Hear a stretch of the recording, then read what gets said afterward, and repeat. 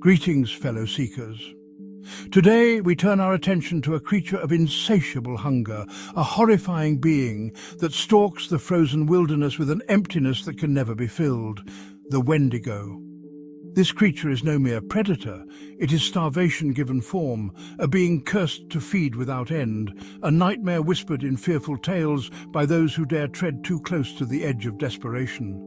Legends speak of its unseen presence in the blizzards of the north, whispering to lost travelers, drawing them deeper into the cold, and when it strikes, it is already too late. Join us as we uncover the origins, behavior, and the stories surrounding this relentless horror. The Wendigo is no ordinary creature. Unlike beasts of the wild, it is neither fully flesh nor fully spirit. It is something far worse, a manifestation of hunger itself. Scholars debate its true origins, but all agree on one thing. The Wendigo is born from desperation.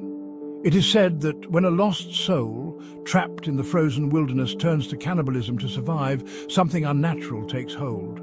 The act of consuming one's own kind opens the door for the Wendigo to emerge. It does not simply kill, it curses. Some say it is a punishment from the spirits of the land, others that it is an echo of something far older, waiting for hunger and madness to call it forth. Whatever the truth, one thing is certain. Where the Wendigo walks, it leaves only suffering in its wake. Though the Wendigo is often spoken of as a phantom presence, those unfortunate enough to glimpse it and live to tell the tale describe a form that is both nightmarish and unnatural. It is an emaciated giant, its elongated body stretched thin over protruding bones, its flesh sickly pale tinged with frostbite. Its limbs, too long and unnaturally thin, end in gnarled, blackened claws as though charred by some unseen fire. Its face is a grotesque fusion of beast and corpse, a warped skull twisted into a permanent rictus of starvation. Tattered flesh clings to exposed bone, its jaw distended far beyond what should be natural, lined with jagged, uneven fangs stained with the remnants of its last victim. Its eyes burn with an eerie, soulless glow, pale and spectral, like a frozen moon glimpsed through a storm. Towering from its skull, a rack of massive gnarled antlers spreads outward, twisted like the grasping fingers of a dead tree, each point sharpened by the howling winds of its cursed existence. Perhaps most disturbingly, the Wendigo moves with an unnatural, lurching gait, its elongated limbs carrying it across the snow with an eerie silence. It does not shamble like the dead, nor stalk like a beast. It moves with an unnatural purpose, swift and relentless, as if the cold itself bends to its will. The Wendigo does not hunt as a mere beast does, nor does it rely on tracks or scent like a common predator. It is patient. It lingers in the cold, watching, waiting, its gaunt frame blending into the storm, its piercing gaze never blinking. It does not charge through the snow in reckless pursuit. Instead, it follows. Step for step, breath for breath, always just beyond the flickering edge of torchlight, a shadow in the blizzard, a whisper in the wind. And when hunger finally drives it forward, there is no escape. Those who have come too close to the Wendigo's domain speak of a creeping dread that settles long before the creature is seen. They describe whispers carried on the wind, distant voices calling their names, drawing them deeper into the snow. Shadows flicker in the periphery, darting between trees too fast to be real, yet unmistakably there. And then the dreams begin.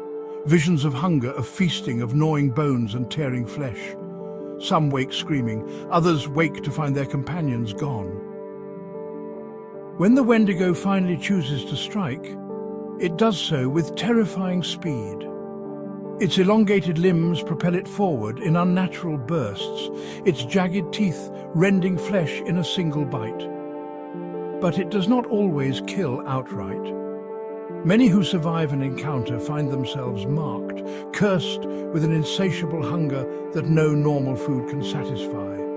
They grow weaker, wasting away no matter how much they consume, until at last they too succumb to the call of the Wendigo. And so, the cycle continues. To face a Wendigo is to confront something that defies natural law. It does not reason, does not tire, does not stop. It exists only to feed, and those who find themselves in its path must be prepared for more than a simple fight. Fire is one of the few weapons known to drive it back. For the Wendigo is a creature of cold and shadow, and flames are its one true enemy. Yet even the most well-prepared adventurers would do well to remember, never travel alone. The Wendigo preys on isolation, and those who stray from their companions rarely return. But the greatest danger is this: slaying a Wendigo does not break its curse. Those who survive its attack are often left with more than scars. They carry its hunger, an insatiable void that no food can fill. So long as desperation and hunger remain, the Wendigo's whisper will never truly fade.